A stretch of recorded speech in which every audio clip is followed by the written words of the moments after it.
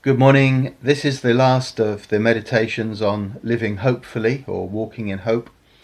And I want to start off with a slogan which is quoted almost endlessly in Christian circles. A quote from William Carey, the man who began Baptist missionary work in India. Expect great things from God, attempt great things for God.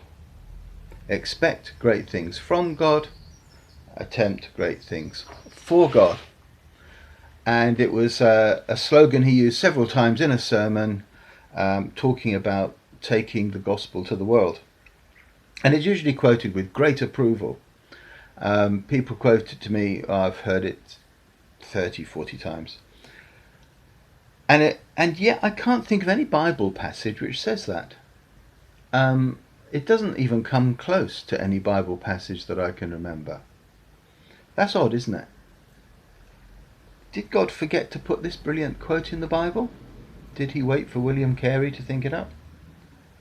Or is the Bible emphasis a bit different? I think it is. I don't think the Bible has much to say about expectations. It has an awful lot to say about hope.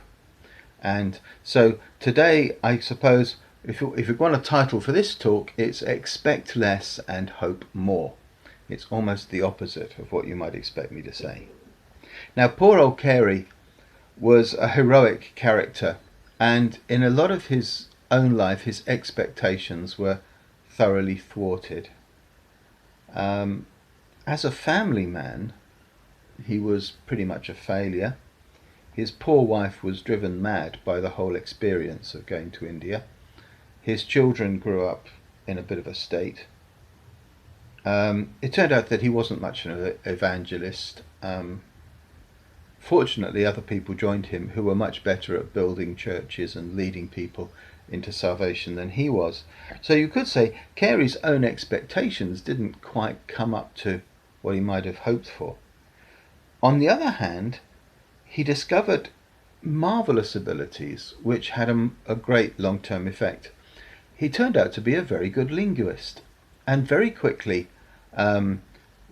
picked up and really got a grasp of Bengali and Sanskrit and other things, and became a professor in one of the colleges in India, and came up with a translation of the Bible into Bengali, which had a huge effect.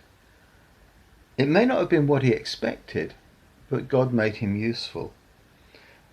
He was also, by the way, a very skilled and expert botanist, and his way of finding something different to do, get away from all the stresses of family life and the missionary politics, was to look into botany, and apparently he was a really gifted man at that area too.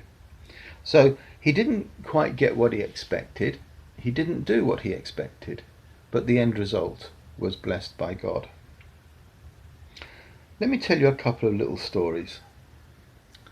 The first one concerns a couple who I love and respect, who were quite clear that God had told them to up sticks, get a home in a different place, and serve God in a certain way. They obeyed the call, they went and did it, but the whole project came to nothing. It fell apart, it failed almost before it started, and it left them quite hurt and disappointed, and wondering why God had told them to do something where all their expectations were frankly dashed. And they shared this story with me in complete honesty. And what was obvious was that although their faith was shaken by the whole business, it was by no means shattered. And without going too far into it, they struck me as people who had a very humane spirituality, a walk with God which was very human and endearing, and easy to love and respect. And I wondered, I don't know, I can't say this, but I wonder if that whole experience didn't bring about more profound change in them than perhaps they even realized. Let me tell you another story. A fellow pastor rings me up and says, Eric, God has told me you've got to go to these 3 days of meetings in Westminster. They're being run by an American called Wimber, and God has told me you need to be there. And I thought, wow, I take this seriously. Another pastor gets a message from God to tell to me. So I went. I went expecting some form of blessing. I expected some form of enlightenment, something like that. What I found was the complete opposite. I became convinced over those 3 days that this man was a fantasist, that his meetings were a kind of mass delusion. In fact, it reminded me of my early days as a Christian in a very extreme form of Pentecostalism, where the old healing evangelists would have their little tricks and slogans that they would use to get people whipped up. But it was all repackaged. It was repackaged so that people from Surrey could appreciate it.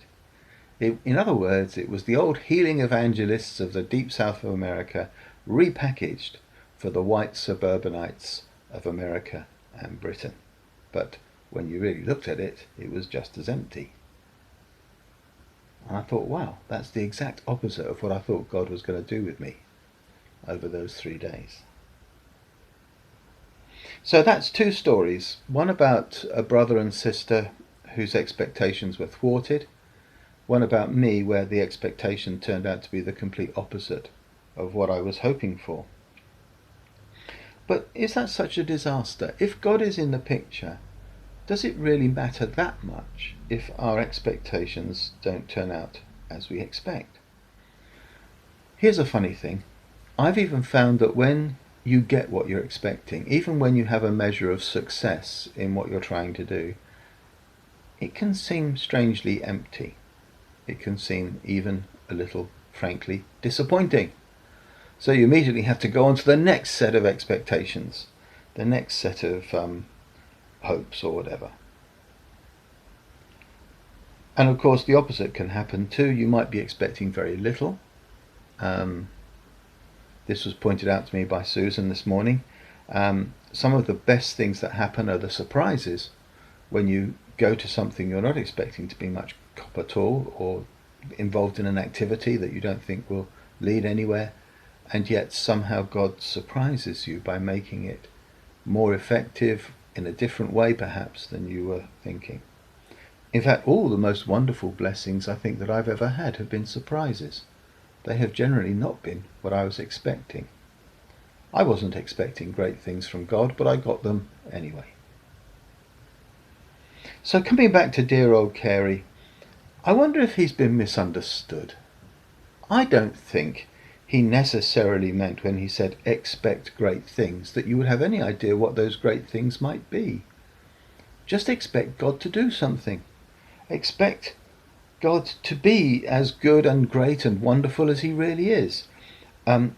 Actual expectations are often frustrated, but God will be doing something.